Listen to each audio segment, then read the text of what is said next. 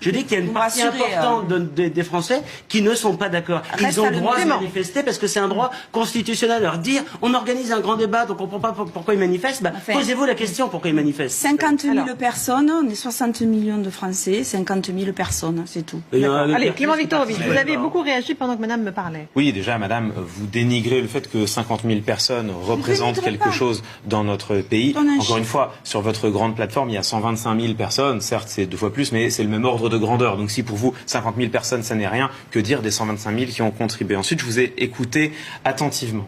Vous disiez que toutes les manifestations sont terminées par de la violence, c'est factuellement faux. Samedi dernier, il y a eu un pique-nique Gilets jaunes qui a été organisé en région parisienne sous l'œil attentif de la gendarmerie. 1200 personnes étaient présentes, pas une violence, pas une déclaration n'a été à déplorer. Il y a eu des violences au Trocadéro et à Clermont-Ferrand. Ailleurs, mais il est erroné factuellement de dire que toutes les manifestations se sont terminées par de la violence. Ensuite, je vous entends dire, je vous cite, les personnes qui manifestent aujourd'hui, généralisation absolue, ne souhaite que le chaos. Mais madame, rien ne vous autorise à dire ça, absolument rien.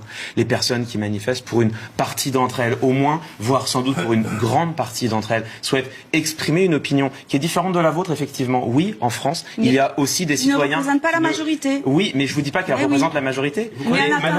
Madame, juste si je peux terminer, il y a une différence entre représenter la majorité et vouloir le chaos, n'est-ce pas? Et là, en l'occurrence, les personnes qui manifestent, elles expriment une opinion qui est différente de la vôtre. Elles disent qu'elles ne croient pas au grand débat, qu'elles ne sont pas optimistes sur son issue. Je vais vous faire une confidence. Moi non plus. Est-ce que pour autant nous souhaitons le chaos? Je ne crois pas. Et enfin, madame, et j'en terminerai là-dessus. Et enfin, vous avez dit, et je trouve ça assez grave, vous avez dit, initialement dans les manifestations, on entendait des revendications légitimes, mais franchement aujourd'hui, elles ne le sont plus. Ah bon, madame?